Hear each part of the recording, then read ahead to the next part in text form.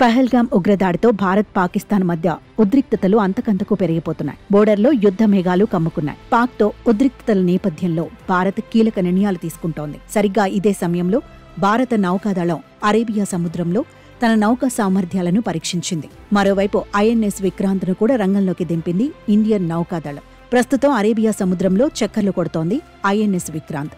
కర్ణాటకలోని కర్వార్ తీరంలో ఈ నౌక పహారా కాస్తోంది. పాకిస్తాన్ అరేబియా సముద్రంలో మిసైల్స్ పరీక్షించే అవకాశం ఉండటంతో దీనికి ప్రతిస్పందనగా భారత్ ఐఎన్ఎస్ విక్రాంత్ను కర్వార్ తీరం వద్ద రంగంలోకి దించింది.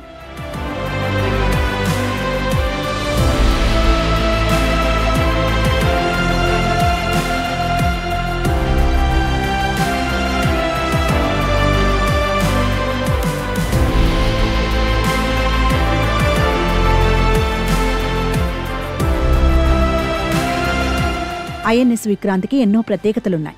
ఈ నౌక 262 మీటర్ల పొడవు, 45,000 టన్నుల బరువు కలిగి ఉండి 28 నాట్ల వేగంతో ప్రయాణించగలదు. పాక్లోని కరాచీ, గ్వాదర్ వంటి ఓడరేవులను ఐఎన్ఎస్ విక్రాంత్ సులభంగా టార్గెట్ చేసుకోగలదని ఇండియన్ నౌకాదళం చెబుతుంది. ఐఎన్ఎస్ విక్రాంత్ అమ్ముల పొదిలో MiG-29K యుద్ధ విమానాలు ఉన్నాయి. అందుకే విక్రాంత్ పాకిస్తాన్ నౌకాదళాన్ని బలహీనపరచడంతో పాటు సముద్ర మార్గాలను 60% వరకు అడ్డుకోగల సామర్థ్యం కలిగి ఉంది. కొచ్చి నౌకాశ్రయంలో తయారు చేసిన ఈ ఐఎన్ఎస్ విక్రాంత్ను 2022లో ప్రధాని మోదీ జాతికి అంకితం చేశారు. ఈ నౌక పూర్తిగా స్వదేశీ సంస్థ నిర్మించిన దేశీయ యుద్ధ నౌక.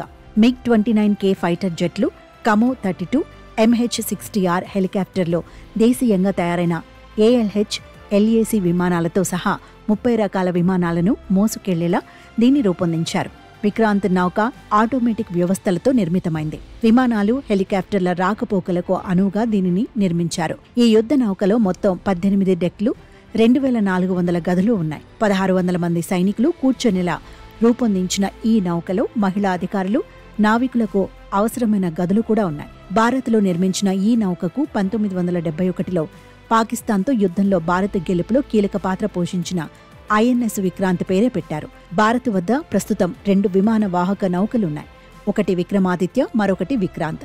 ఈ నౌకలను హిందూ మహాసముద్రం, అరేబియా సముద్రం, బంగాళాఖాతంలో భద్రతా ప్రయోజనాల కోసం వినియోగిస్తారు.